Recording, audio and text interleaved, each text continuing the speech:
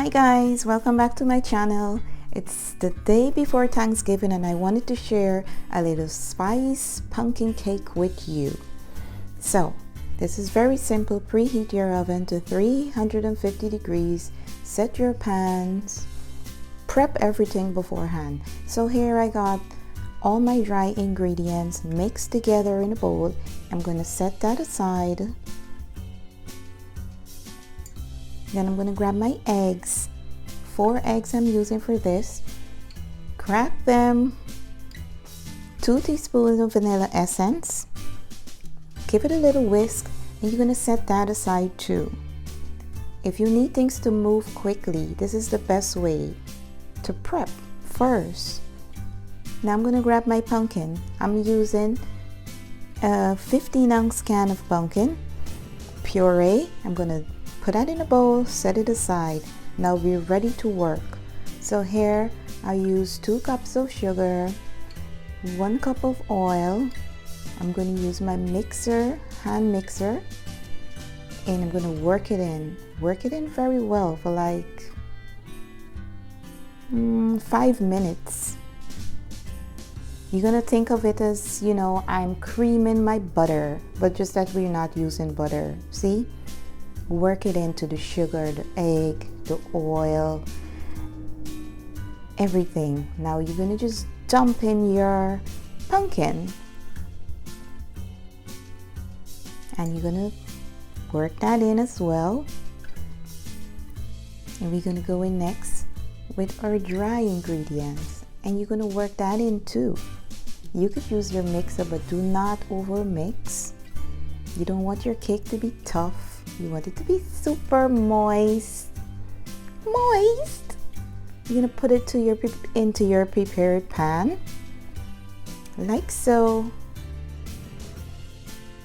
Bake 20 to 25 minutes.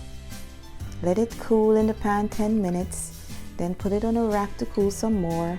Then I froze it. And now I'm back to try and frost it. Now I'm not a professional at all at frosting. In fact, I hate this job. But here I go.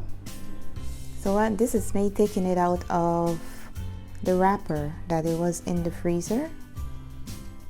A long time ago I was told to do this to avoid all the crumbs when you're trying to frost your cake.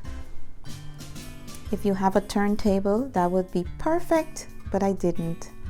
I promise I will be better on my Christmas cake.